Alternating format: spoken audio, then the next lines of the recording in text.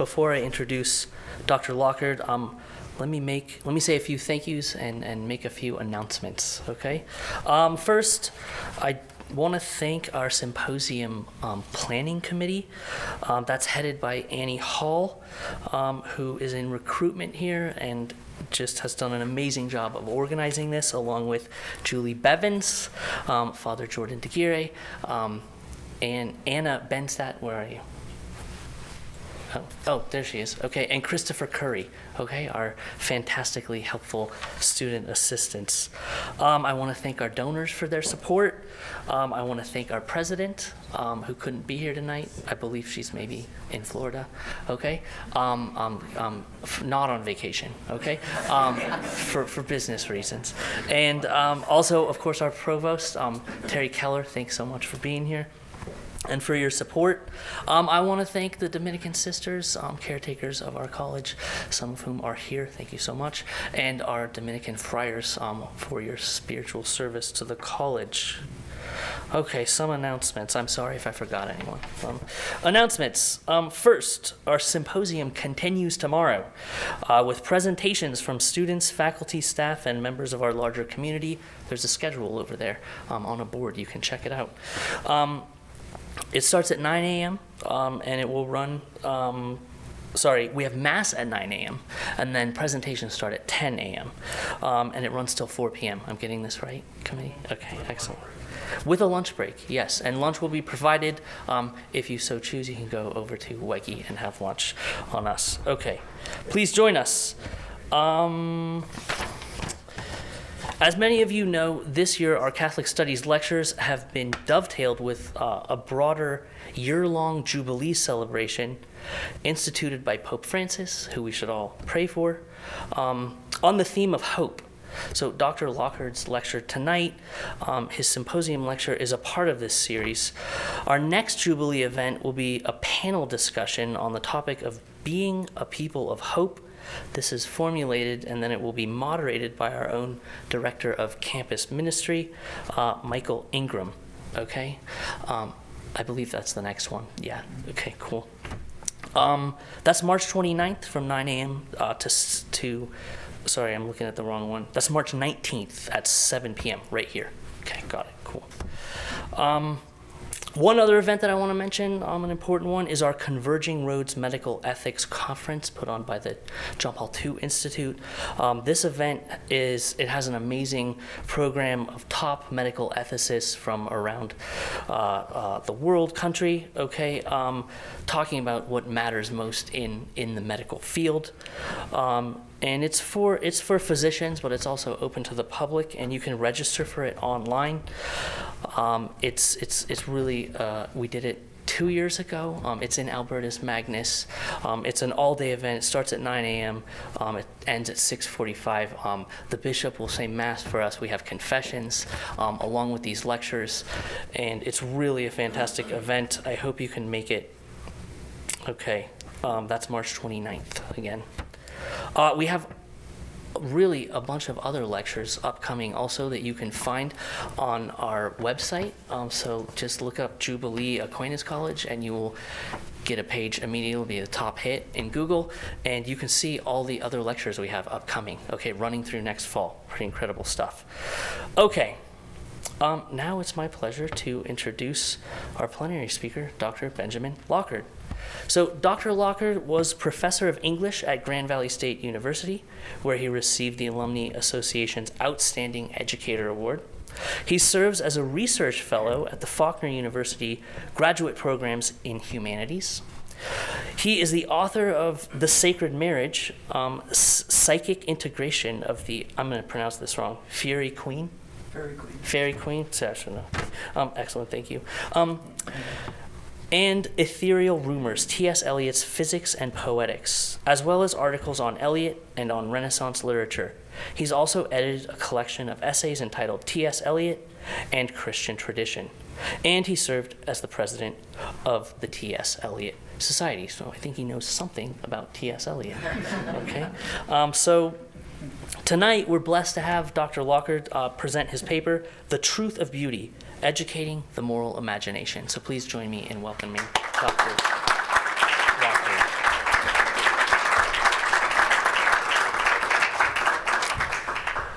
Thank you, Dr. Wagner. It's a real honor to speak here tonight. And I have a lot of friends in the audience, which doesn't necessarily bode well. The kind of friends I have, they're likely to cause trouble.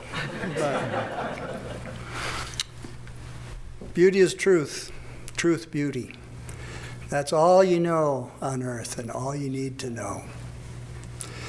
These famous words of John Keats, the Romantic poet, have charmed and delighted readers and listeners for a couple of centuries now. But skeptics have scoffed at this claim because it's well known that beauty is wholly subjective. It's in the eye of the beholder only. Even those of us who are inclined to agree with the poet's bold statement have been known to wonder whether this is really all we need to know. Surely we must add at least one other category to the formula, for philosophers have long considered three subjects of contemplation to be paramount: the good, the true, and the beautiful, the topic of this conference.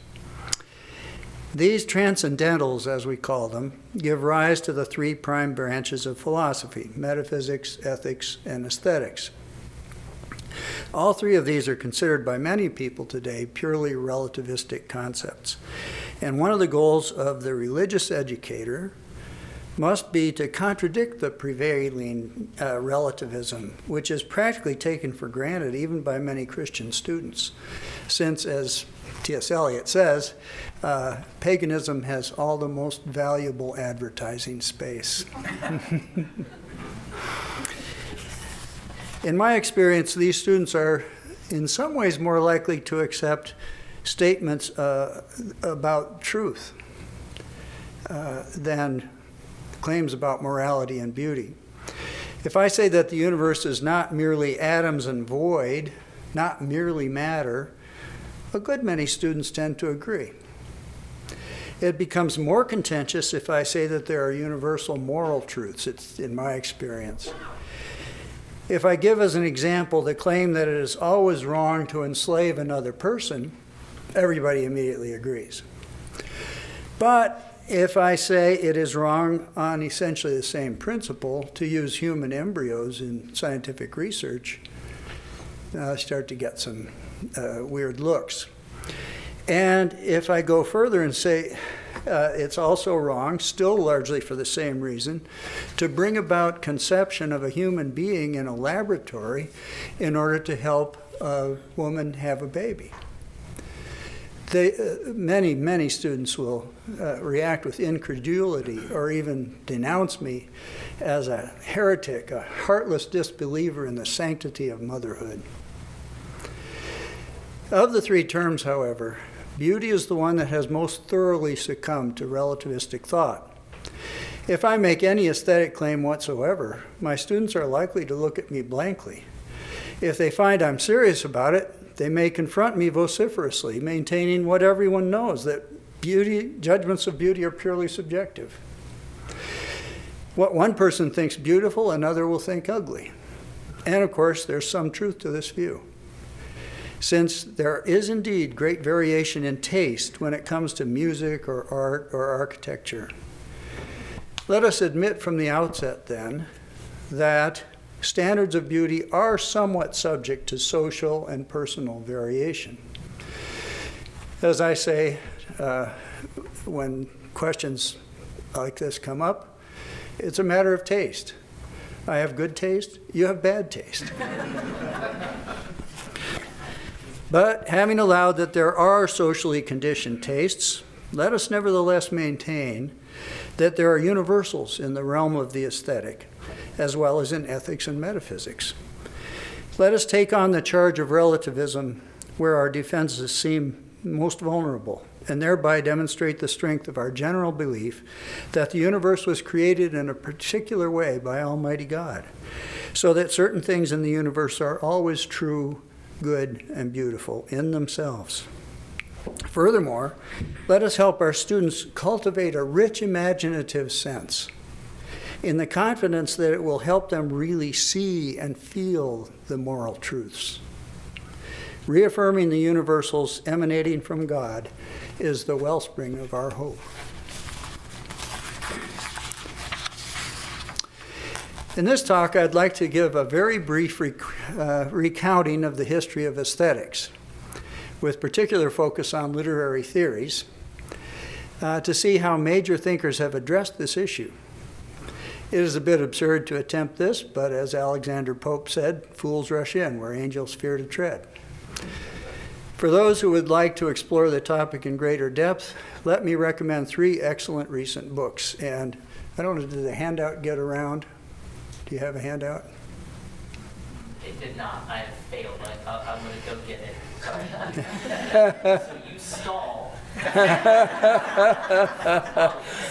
Okay. I won't need it for a minute, but at the top of your handout, you'll see these recommendations. One is Stratford Caldecott, a British writer, and his book was titled Beauty for Truth's Sake. And one of my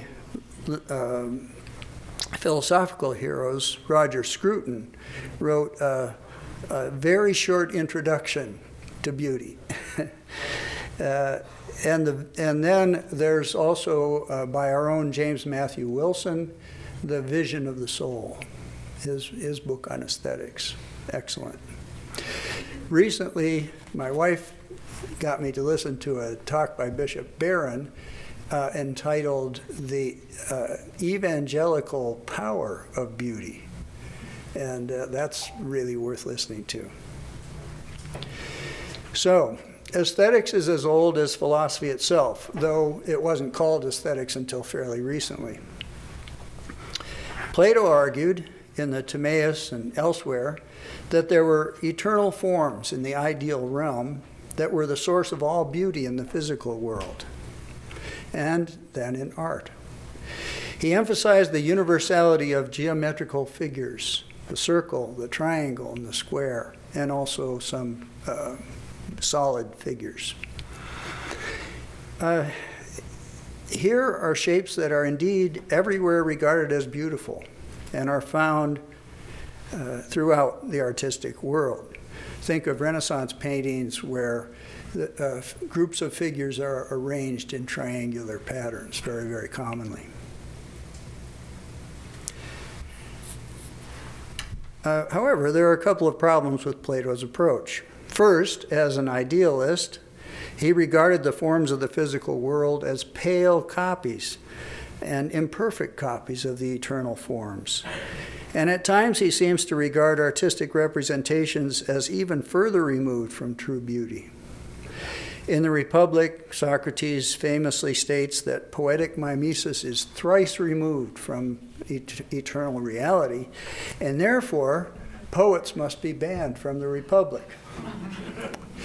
Now, that whole business is probably in an ironic context, and I learned this from my colleague, Dr. Mose, that because early in the dialogue, Socrates' interlocutor objects to the simple clothing and food that Socrates is recommending for the ideal state, and says, well, I want some good wine and some luxuries. And so Socrates says, oh, I see, you want me to talk about the feverish society.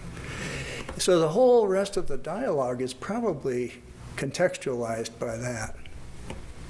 Nevertheless, Plato has raised this issue, and it continues to be brought up in various ways. The other problem with Plato's aesthetic theory, I think, is that his ideal forms are indeed universal, but of a limited range. It's not perfectly clear to me that ratios and geometry can really account for all the beauty of the world and the arts. Though Stratford Caldecott, in the book I just mentioned, makes a really good case for that. Aristotle took a more balanced view. You see how fast we're moving. He took a more balanced view of the physical and spiritual worlds and how they relate to each other, asserting that matter cooperates with form rather than obscuring it. For him, the physical world is not an illusory and deceitful copy of the ideal world, but is real and meaningful. Here, Aristotle seems to intuit something approaching the Christian view. And it is largely for this reason that he became the favorite of Christian theologians in the Middle Ages and down to the present. In his Poetics, Aristotle states that poetry has the capacity to present universal realities of human action and life, he says. He goes on to say that poetry, therefore, is more philosophical and more significant than history. For poetry is more concerned with the universal, and history with the individual. Here, for the first time, is the claim that beauty is truth, the first time in my reading. A good work of art captures universal truths about humanity. St. Augustine was sometimes nervous about the power of art, and he used to worry if he responded too much to the music of the liturgy. However, he gave at the same time one of the most enduring definitions of beauty, I think. He said it is a harmonizing of parts within an ordered whole. Harmonizing of parts within a beautiful whole. This definition seems to me to be the best and most comprehensive. It's my favorite definition of beauty. This beautiful works have a complexity of parts resolved in an integral wholeness. They exhibit multiplicity and unity. Augustine also asserted that judgments of beauty could be objectively valid. St. Thomas Aquinas, a name familiar here, similarly argued that beautiful things have integrity. And I think that integration of separate parts is similar to what Augustine was talking about, as well as proportion and harmony, which seems to me to be another word for integrity or wholeness, since harmony is a resolution of different elements. Aquinas also points out that the true experience of beauty is not only sensory, but intellectual.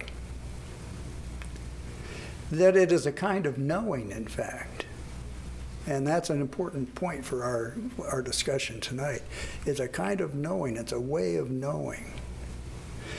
Perhaps he was the first to make this distinction between beauty on the one hand, which has this intellectual or even spiritual element to it, and mere pleasure on the other hand, which is strictly sensory. This is another way of saying that beauty has to do with truth, not just with entertainment.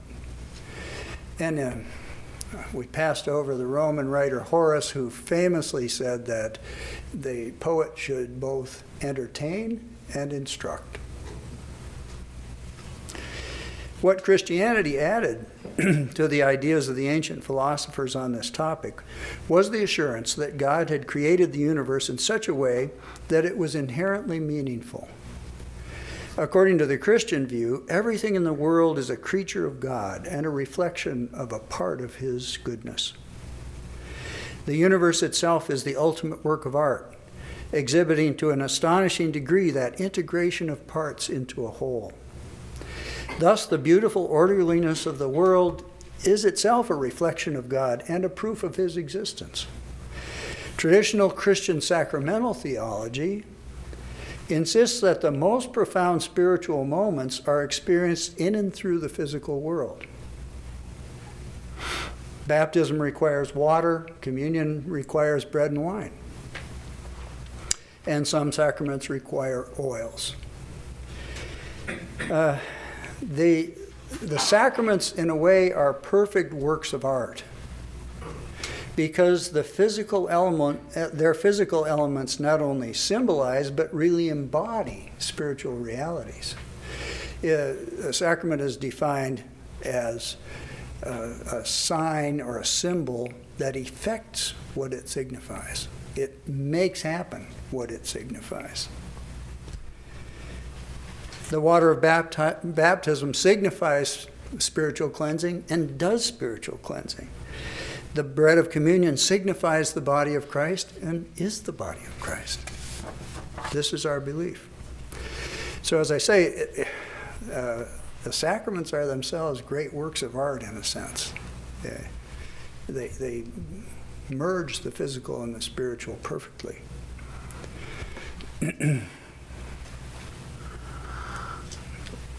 The greatest poet of the Middle Ages was inspired by these beliefs. Dante saw the Divine Comedy as allegorical, that is, as having meaning at several levels, but with all those levels springing from the literal level of the poem. This most spiritual poem is at the same time intensely physical and piercingly beautiful. In fact, the whole work may be read as a meditation on the interaction of the physical and spiritual. The Inferno is filled with physical bodily images, and people really like reading it because it's so grotesque.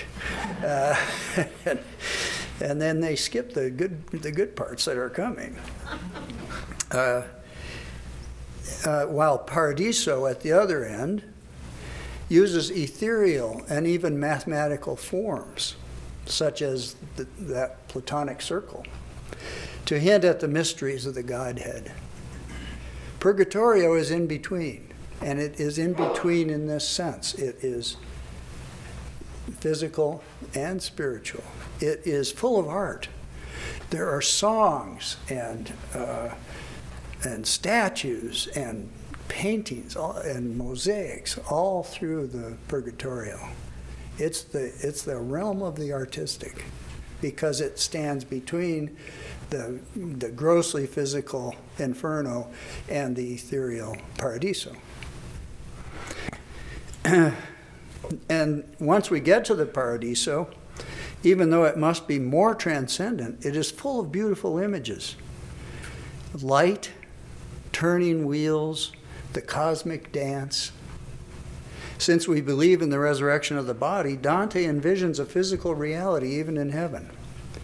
The final canto begins with a reminder of the Incarnation, with the poet addressing Mary as Figlia del tuo figlio, daughter of her son. This paradoxical relationship is the Incarnation, the perfect union of matter and spirit.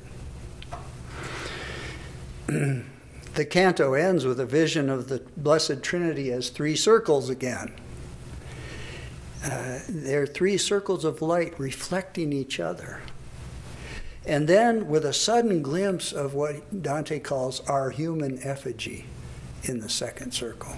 Our human image appears in the second circle, which of course is Jesus Christ, the Savior. The incarnate Lord. It is again that perfect union of spirit and matter that makes objective beauty possible and even inevitable. In the Renaissance, moving on, there arises a new formulation of the old definition of beauty as a whole that fully integrates separate parts. The Christian Platonist Pico della Mirandola writes, this is the second quotation on the sheet. Poor Dr. Wagner, he's supposed to be on sabbatical, and he's trying to run this whole thing, and he's doing a good job. But he really screwed that up.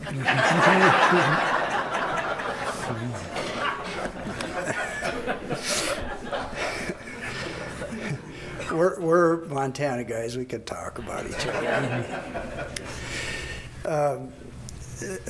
Anyway, Pico writes, harmonia est discordia concors. Harmony is a discordant concord. A discordant concord. And everybody immediately recognizes the truth of this, because harmony is a resolution into concord of separate notes.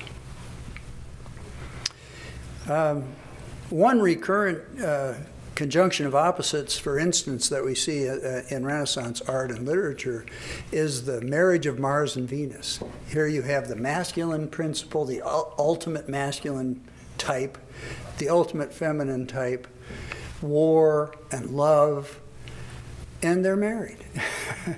Why? You know, in Greek mythology they're not married, but in the Renaissance they picture this as a marriage. These oppositions have been somehow resolved.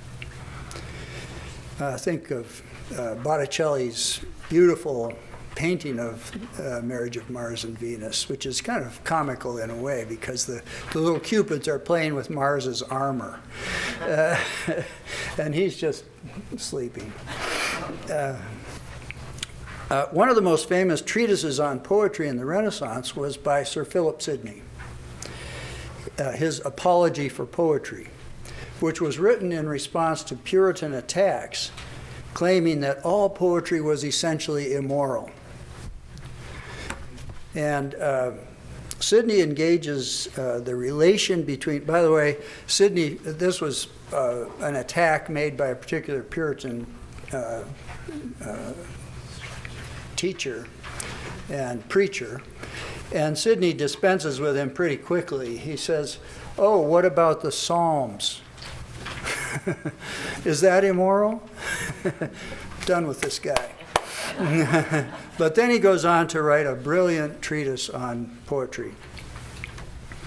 Following Aristotle, he argues that poetry reveals universals and is therefore deeply philosophical, deeply true. But he goes farther, asserting that poetry is a better ethical teacher than philosophy.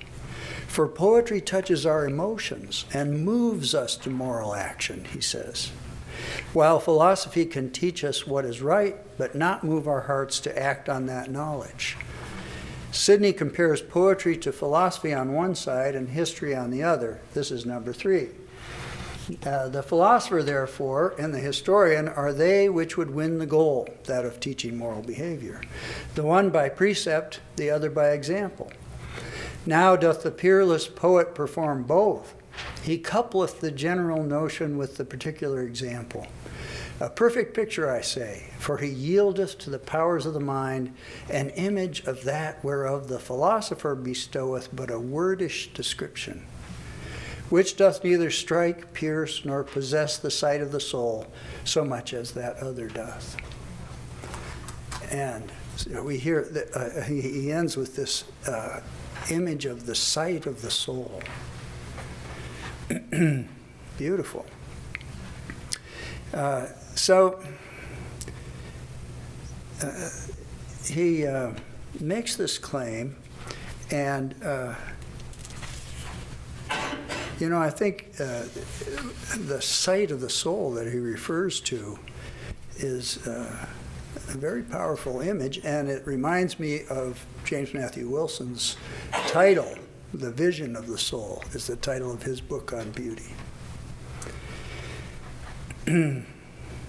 I take this sight of the soul to be something like our intuitive reason, our intuitive sense of what is beautiful and true. And Sidney shows that art touches not just our minds, but our hearts and our souls, and thus is better at moving us to virtuous deeds than philosophy alone. We've all experienced this. A novel or a play moves us to want to be better people.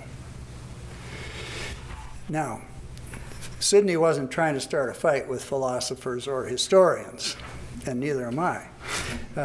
Good philosophers, of course, are highly imaginative, and look at Plato himself, who wrote in dialogue form, which is artistic.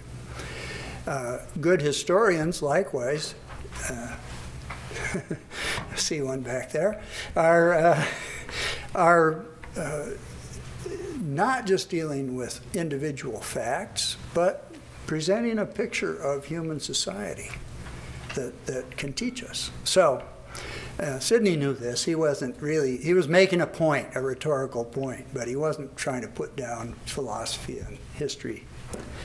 And certainly I am not. Now, Sidney's dispute with the Puritans brings us to the Protestant Reformation, which I think did some damage to the union of matter and spirit that is at the heart of beauty. Some of the more radical Protestant movements denied the sacraments, which tended to rip apart, and that denial tended to rip apart the beautiful incarnational conjunction of the physical and spiritual worlds. These same sects were also iconoclastic, outlawing art as well as ritual in the churches. They denied a common awareness expressed thus by Roger Scruton, number 4. We recognize that the beautiful and the sacred are adjacent in our experience, Scruton says. The beautiful and the sacred are adjacent. They're next to each other. And I do think that some of these radical Protestant sects forgot that. At the same time, or in the same time period, you had Descartes in philosophy making a kind of radical split between mind and matter. And that's not accidental, that those were both happening.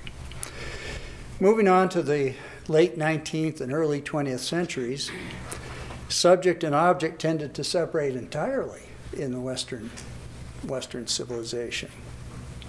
And an apparently unbridgeable chasm appeared. A new sort of objectivity appeared as some thinkers took a radically materialist approach. Two objective notions swept the intellectual world. Marxist realism treats all inner experience as an illusory Überbau, a superstructure based on that resolves itself into simply economics, simply the material world. Another, at the same time, you had Sigmund Freud, who considered all mental or spiritual or artistic ideas to be sublimations of erotic desires, of the physical body's desires. That's it. That's all there is. It ends in pure nihilism.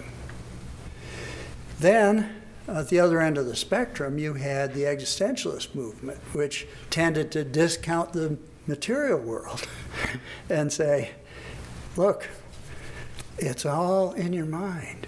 You know, there isn't anything out there that you don't think into being. And I think a great example of this is Heidegger, who talks about a thrownness into being, Geworfenheit ins Dasein, a thrownness, you're thrown into being. And he says, the world doesn't exist until we speak it into being. So he said, makes us the creators. That's really dumb. I mean, he's a great philosopher, and some of my philosophical friends urge me to read more of him, but I can't do it. All right. Our hope is to counter both extremes and cleave to the center, where mind and matter cohere. Another strong influence on the loss of meaning came from the new science of linguistics. And this is kind of in my own area. One of the founders of modern linguistics, a Frenchman named Ferdinand de Saussure, distinguished between the signifier, meaning the word, and the signified, the thing that's referred to by the word. And he asserted, number 5 on your sheet, the bond between the signifier and the signified is arbitrary. Well, there's a half-truth here. Anybody who knows that there are, and we all know that there are different languages that use different words to signify the same thing. Fine. So that there isn't an essential bond between a word in English or a word in French or German and the thing that they signify. All right. But we can admit to that, but still the people using that language are referring to something. And it works perfectly once you know the language. And this, these brilliant linguists seem to ignore a little bit. Even the connection between certain sounds and the objects to which they refer is arbitrary, but those words do point effectively to particular objects. Moreover, there are non-linguistic natural symbols, and this is a term that I think has great importance in this discussion. There are natural symbols that are cross-cultural and trans-temporal and immediately mean what they mean to people everywhere and at all times. Saussure acknowledges this for a moment. He says, Natural signs or symbols, and he says one characteristic of the symbol is that it is never wholly arbitrary. Oh, good, thank you. But then he moves on and kind of forgets that he even said that. He gives as an example of a natural symbol the weighing balance of as a symbol of justice. And he says you couldn't just substitute any old thing for that. It has an inherent meaning. Good. But then he says, but, those natural symbols are very rare. Take, for example, he says the Chinese custom of bowing 9 times to the emperor. And he says that's just a purely cultural habit. It doesn't have any natural symbolism. He's half right. The number of bows depends on, you have to be Chinese, I guess, and know that you'd bow 9 times to the emperor. Okay. But bowing is a universal sign. Everywhere you go, bowing indicates submission or respect or both. I remember one time meeting some Japanese scholars, T.S. Eliot scholars, and they bowed to me, and I bowed back. They bowed again. I bowed again. Finally, I realized, okay, I'm the president of the T.S. Eliot Society. In this context, they're not gonna let me have the last bow. So I finally just let it go. But we both knew what the bow meant. I respect you. So Saussure just gets it half right and then gets it all wrong. Now, some of his followers have gone even further and just. I'm thinking of an introduction to a linguistics textbook that said all signs are arbitrary, and gave as an example the wedding ring. Now, this is a completely arbitrary, culturally determined symbol. And I thought, well, come on. It's a circle. There's the circle again. It means something. It signifies eternity. It goes round and round, but it's always there. And it's made of gold that doesn't ever tarnish and symbolizes the ideal longevity of the marriage vow. So I want to talk to these people, but they're not listening. All right, I'm resisting the inclination to talk about the later post-structuralist, postmodernist, deconstructionist people. But I'm glad to talk about it later if somebody wants me to. As an answer to the meaningless worldview of the materialists, existentialists, and structuralists, we might go back to the Romantic poet Samuel Taylor Coleridge, who writes that a symbol, number 6, always partakes of the reality which it renders intelligible. There's that idea again. It partakes of the reality that it renders intelligible. Symbols are not chosen randomly, but point to an abstract meaning naturally because of what they are physically. Water symbolizes cleansing because it cleanses. The rose symbolizes beauty because it is beautiful. And almost everybody sees it as such, And I'd have students who say, well, what if I didn't think roses were beautiful? I'd say, go get help. Something's gone wrong for you. Did somebody beat you with? One of my students quoted me as saying off the cuff one time, did somebody beat you with roses when you were little or what?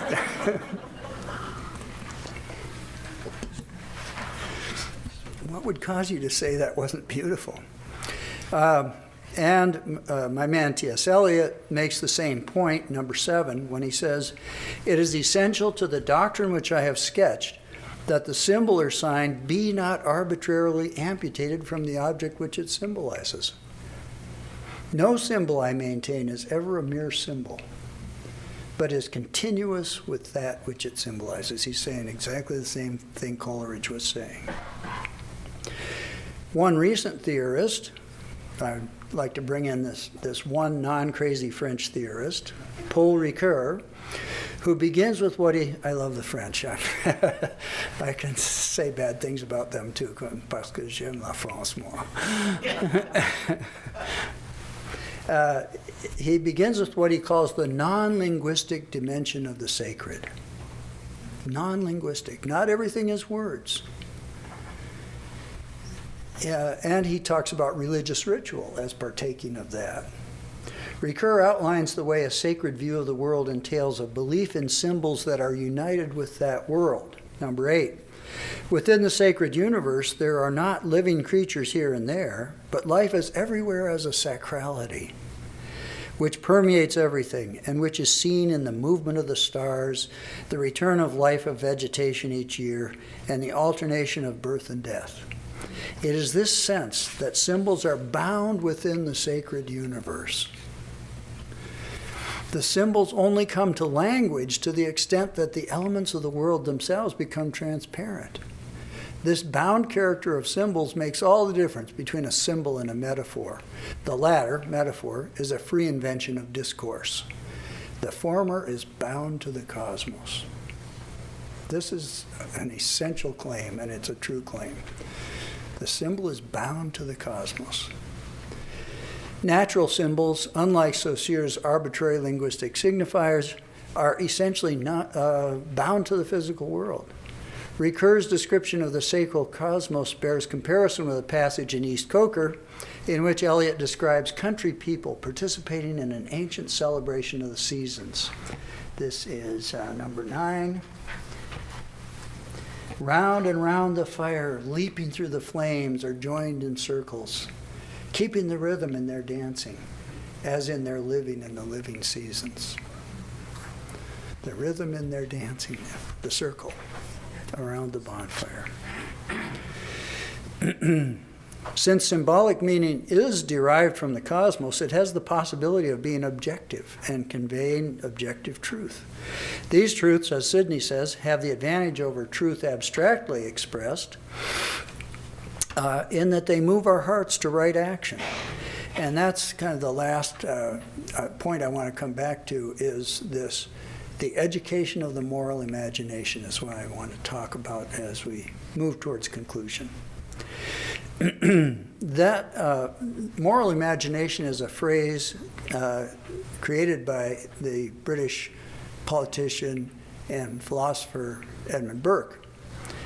It was not in his treatise on the sublime and the beautiful, which he tossed off while he was doing a bunch of other stuff, and it was brilliant, but his reflections on the revolution in France. There, Burke speaks of the moral imagination. The phrase might not have gained much currency except our Michigan sage, Russell Kirk, one of my mentors, used it a lot and kind of developed a whole way of understanding it. By moral imagination, Kirk says, number 10, Burke meant that power of ethical perception which strides beyond the barriers of private experience and events of the moment. You get beyond your private experience. That's what imagination does. It allows you to transcend your personal experience. And the moral imagination allows you to sympathize with other people and with other situations. This definition is a challenge to the notions of relativism and cultural constructionism that rule much of the academy today, asserting that our thoughts never do go beyond the barriers of private experience. Now, the idea of moral imagination depends on a belief in objective evil and sin, the limitations of human beings. That morality depends on recognizing that. In Christian dogma, the sense of human limitation is expressed in the doctrine of original sin.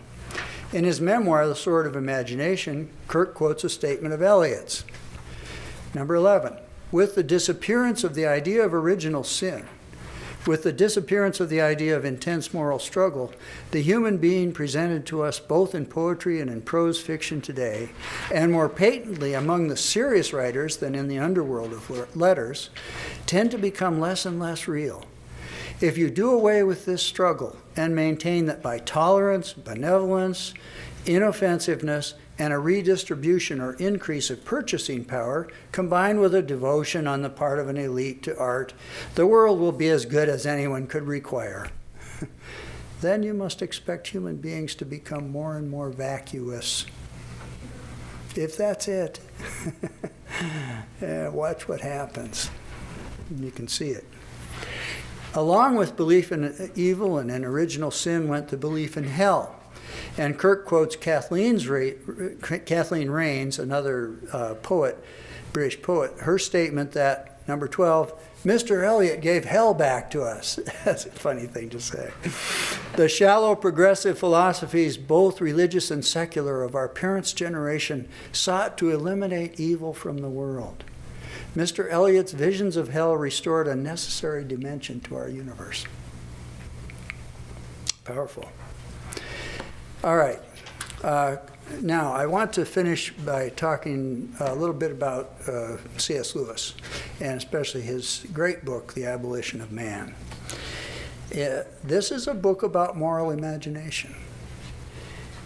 In this book, Lewis argues that a good imaginative literature trains the heart to respond with ordinate emotions appropriate to the object presented. He begins rather innocuously by reviewing an English textbook. He calls the book to hide the guilty. He calls it the Green Book, and he calls the authors Gaius and Titius. Gaius and Titius set Lewis off by debunking a statement once made by Coleridge again. Having overheard two tourists talking about a waterfall, Coleridge disapproves of the one who calls it pretty and approves of the one who calls it sublime. Now, these authors correct Coleridge, pointing out matter-of-factly that neither word really has anything to do with the waterfall. The man who called it sublime was not making a remark about the waterfall, but about his own feelings. They're complete subjectivists. Existentialists. This is one of those dangerous half-truths. Of course, there's a little bit of truth to that, but it becomes a monstrous falsehood if you push it. Lewis asserts, number 13, the schoolboy who reads this passage in the Green Book will believe two propositions.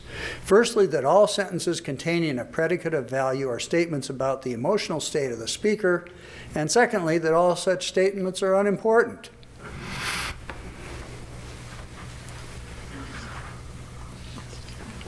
Part of the sleight of hand of modernist thought is to notice that values are emotional and then to assert that they are therefore totally subjective and should not be normative for the culture as a whole.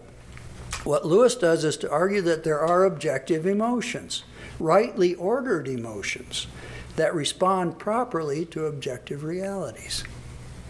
A cataract, a striking, stunning waterfall is not pretty. It's sublime. It excites wonder in your heart. Having begun with the particular case of this poor textbook, Lewis points out that it is merely an obvious example of a much wider trend in modern thought.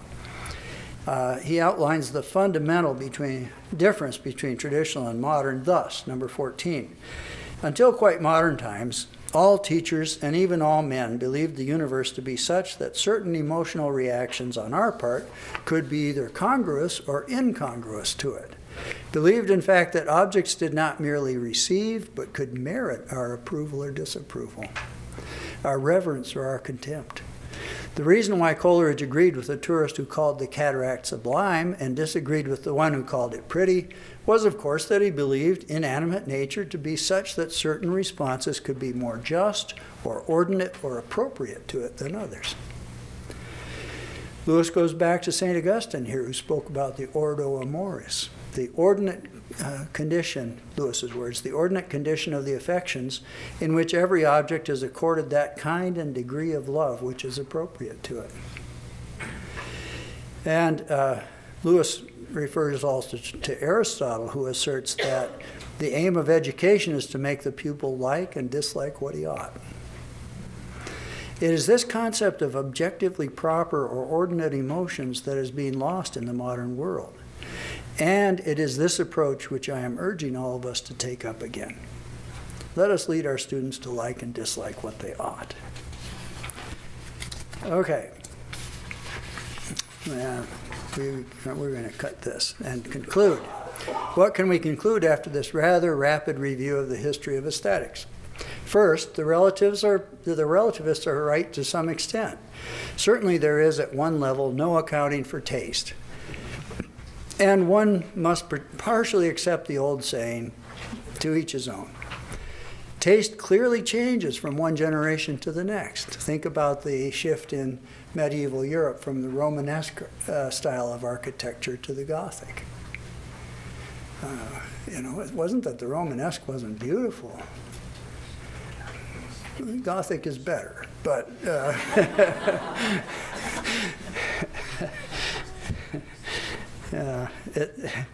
but we still have beautiful Romanesque churches. Hallelujah. So there's a change, there's a cultural change, but both are beautiful. They're both good.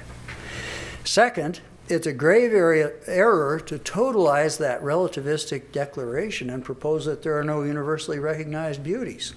Plato's circles and triangles, intervals such as the octave and fifth in music, natural objects such as mountains, streams, flowers, birds, sun, moon, and stars. These are all transcultural and transtemporal, giving pleasure and inspiration to all people in all times and places. And beauty always involves a sense of multiplicity and unity, a harmonic discordia concourse, a conjunction of opposites, an integral wholeness. Third, beauty matters. Radical Protestantism, such as was found particularly among the Puritans, distrusted beauty and removed it from churches and from worship services. We must strive to offer praise to God with the most beautiful churches and art and clothing and liturgical music we can manage. And I'll just put in a plug for the celebration over at Sacred Heart Parish this year of the 500th anniversary of the birth of Palestrina, the greatest church musician ever. Fourth, we find that we must object strenuously to those who maintain that all signs are arbitrary and that all meaning is either existentially or culturally constructed. There are, in fact, many natural symbols that mean the same thing to all people because all have the same experience of the physical world. Now, some of these natural symbols can be a little bit tricky. Color symbolism is notoriously tricky. And Herman Melville spends a whole chapter of Moby Dick talking about the color white. How does he get away with that? He's saying, wait a minute, sometimes white signifies the purity, wedding dress or communion dress. Other times it's death. And these are different, but I think it helps to think of these as different valences of the color white. White always means something pure and unadulterated, either something good like the communion dress or something bad like death. But they come from the same reality. Finally, we have to maintain that our human imagination is capable of grasping truth and goodness in ways that move us passionately to live in those objective realities. The answers to the errors of modern times need to be given in philosophy and theology, absolutely. But it is essential that our students also experience the truth imaginatively. Moral imagination may be even found in the works of writers who did not fully accept the truths they described. For instance, Aldous Huxley in Brave New World, he wasn't a believer, but he describes powerfully the problems that we run into if we accept the materialist utopian view. In his utopian society, sex is fully separated from procreation. Human beings are genetically engineered and cloned to ensure their perfection, and mother is an obscene word. Anyone who momentarily feels unhappy simply takes a drug called soma. The hero of the novel at the end is an Indian who has grown up outside of this utopian society and lived in a very poor community, but was born naturally of a mother and lived naturally.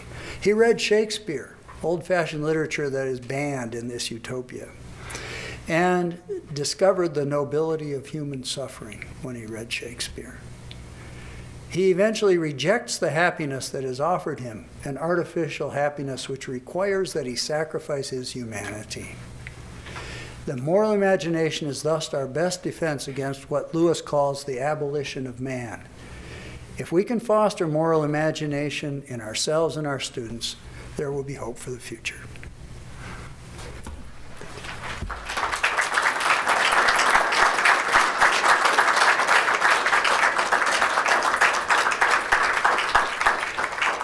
Thank you, Dr. Walker. We do have time for questions.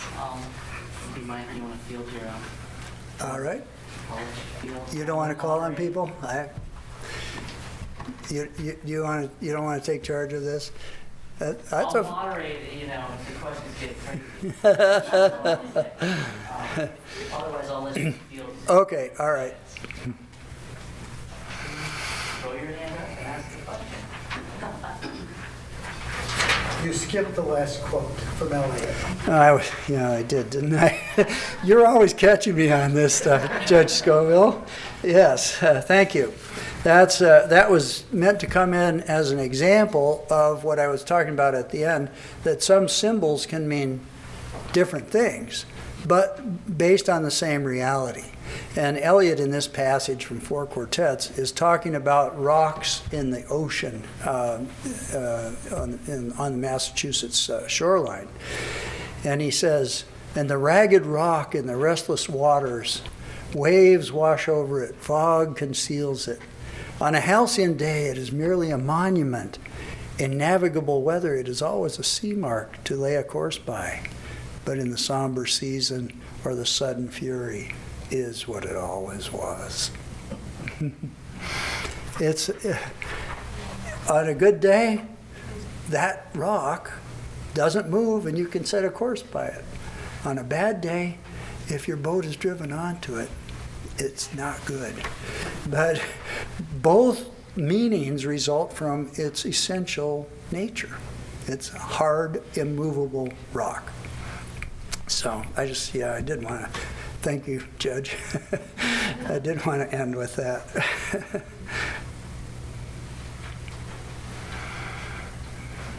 I'll ask a question, and no one else will. Which I thought of as I was shamefully going back to my office to get your hand. Which weirdly was right where I left it, unprinted, in my email. This, to show the cards a little, it's going to be the kind of question I think Plato would ask.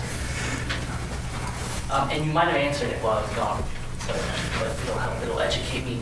Can you have a poet that uses language to emotionally guide people to the true, the good, and the beautiful, who's not a philosopher? Is that possible? And then my second question, if you say yes, is in what sense will that poet be doing that? Well, I think it's not possible. All the great poets are pretty good philosophers, or they've read their philosophy. It used to be said that Shakespeare, Milton said he warbled his native wood notes wild. It just came out of his imagination. Shakespeare read a lot, and there is philosophy and theology in his plays. So I think if you're going to be a serious poet, you have to know your philosophy, your theology. Jason? Thank you. Nice words about historians. I love historians.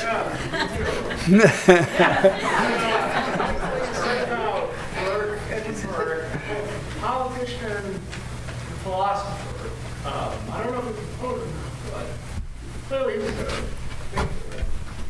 No, he died in like the 1790s, a long time ago. Are there any like 20th century or 21st century politicians and philosophers? I think we need some right now. No, What do you think? I can't name any.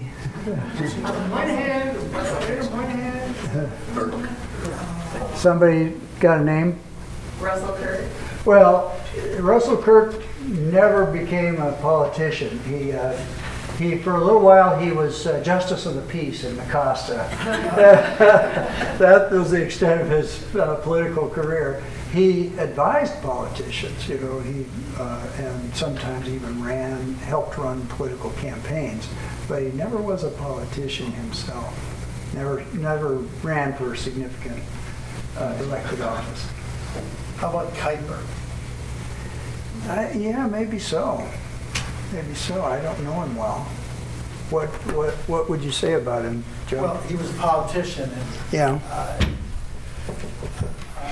certainly had a very strong Christian philosophy. Uh-huh. One that I think by and large was correct. Yeah. Good. That's a good example. Kirk he was a fan of Eugene McCarthy because McCarthy was a poet. Not so much a philosopher, but he was a poet. I mean, I think we don't want to be too cynical about politicians. They sometimes, without really doing philosophy, they have an intuitive sense of the good, the true, and the beautiful, I think. But it is hard to think of. I mean, even in Burke's time, who else was what he was? Well, Thomas Jefferson, was Okay, I'll give you Jefferson. philosopher and politician. Madison. All right. Madison, too. Yeah. But it is, that era ended, and that's, of course, specialized today. Right. Yeah. I think we come back to education. They had education.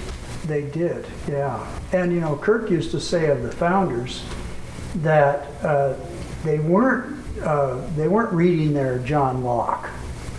They weren't really motivated primarily by their reading of philosophers, though they had read them.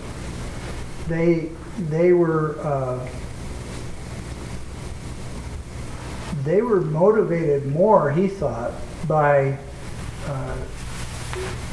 their attachment to classical models, to the Roman virtues and that kind of thing. They were practical politicians, but certainly they knew their philosophy. That was quite a generation, wasn't it?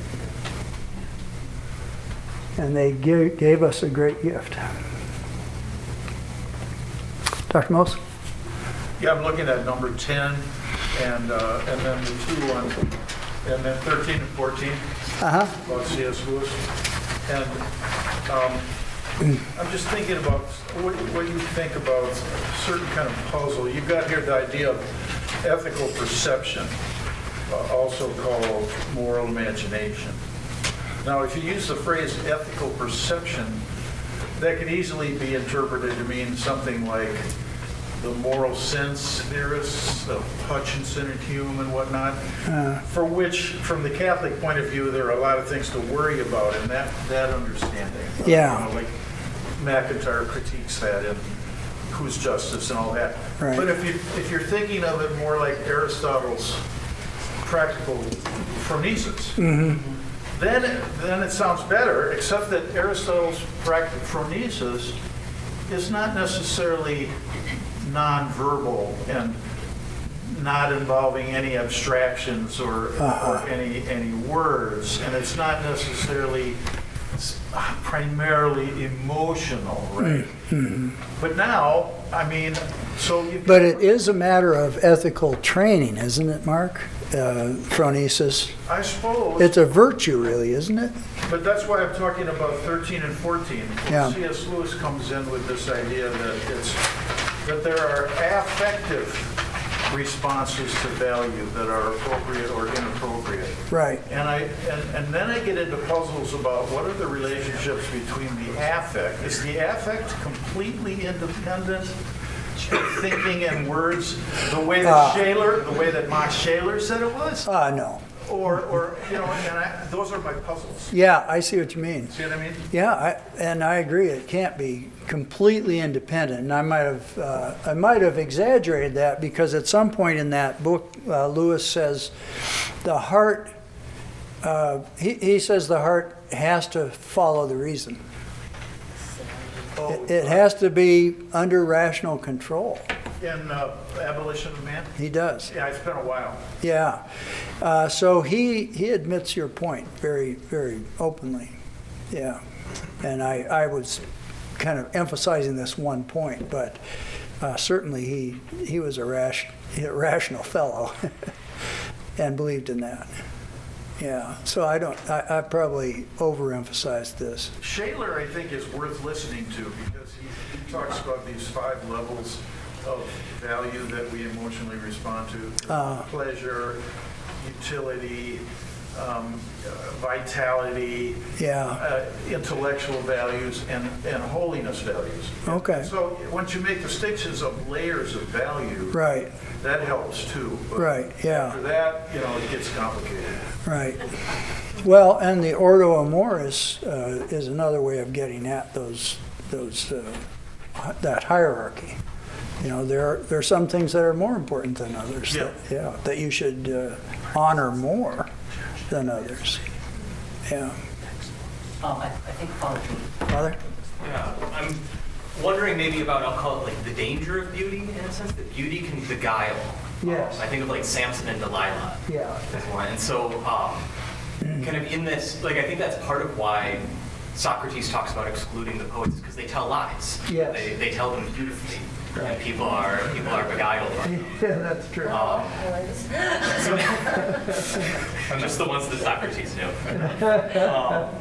So how do we kind of have this, put beauty in its proper place in a sense, or not be beguiled by beauty? Yes.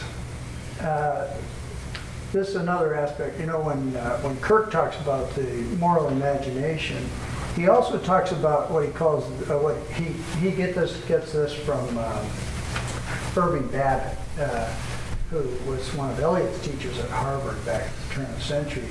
And Babbitt talked about the idyllic imagination, this kind of utopian imagination. He named Rousseau as the father of that.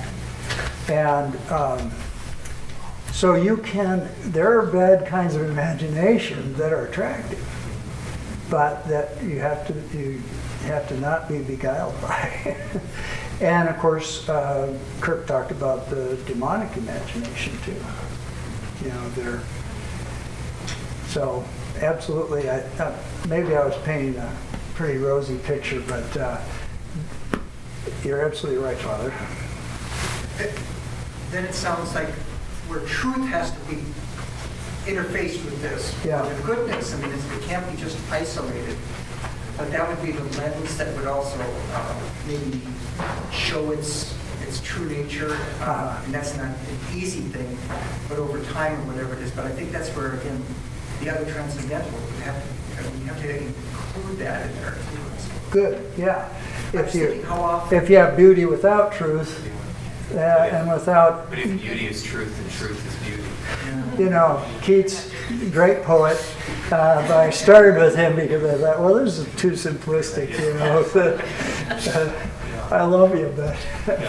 Because I wonder for myself at times how advertising employs beauty to seduce us in some ways. Sure, yeah. And harmony, things like a structure that has symmetries are more beautiful, faces, different things like that. But then it's employed in a certain way.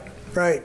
And actually, another thing Lewis says in Abolition of Man is that He says the problem with modern students isn't so much that they are too prone to accept poetic ideas.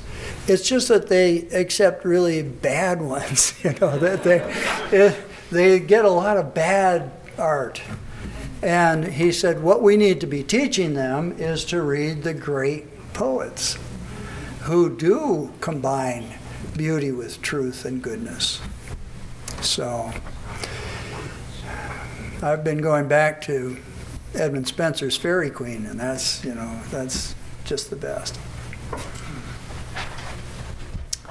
Maybe a quick follow-up on this really nice discussion, which goes back to my question, and then we should probably stop.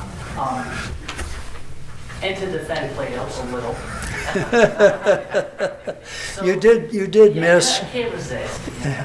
So in the Republic, an interesting thing happens in Book 10, where he refers to this other group of people. They're not the poets. They're hoi, philo, hoitai, the lovers of poetic productions or works. Yeah. And I'm going to be long-winded here, but he's talking about himself, okay? And why? Because he has disclosed, he thinks, what's actually good for the human being, at least in part, which is the pursuit of truth. Okay? And his real problem, and who he really wants to ban, are the poets that would guide us into, his two main enemies are hedonism and, the Greek warrior ethic, right? He's worried about, everybody's hero is Achilles, right? Yeah. So he thinks Homer's blown it, because, he thinks courage is great, but it's not, you can't reduce the human good to courage, right? Right. So, I think the point he's trying to make there, which is connected to your guys' points, is in order to use beautiful language and imagery, which does have a kind of intuitive attraction to it. You have to know what's good in universal terms, and that's a rational act. Like you have to comprehend what does it mean to be a human being, and what is objectively good for the human being. Okay, no. Okay. Well, you did miss part where I was crediting Dr. Mose with introducing me to the idea that the whole Republic, after early on, is ironically framed because Socrates is trying to say, well, we need to have very simple food and clothing and so on. Yeah. And is it Glaucon says, wait a minute, Socrates, we need some good wine and some nice clothes. And he says, oh, you want me to talk about the feverish society or the luxurious society. So, it's really hard to follow Plato. And then in the, I'm never sure. And it's also odd that he uses icona or images, right? And those poems, all of, like he's a poet. I know, exactly. I know. We give him credit for that. He creates allegories, and the allegory of the cave, and is it in the Ion that he also says, poets have a divine inspiration. So, and everywhere every time you turn around, he's saying, "Oh God, I love Homer." so great. So he's leery of it, but yeah, it's complicated. Interesting. Okay. Professor Walker has agreed to hang out for a little bit, and if you're shy, you can come. And you'd rather talk to him in person? Am I correct here? Yes. I'm sure I'm not speaking to him. Okay. Yes. So please come talk to him, ask your questions, but for now we'll formally close, and I'll ask Father to come say a closing prayer for us. Thank you so much.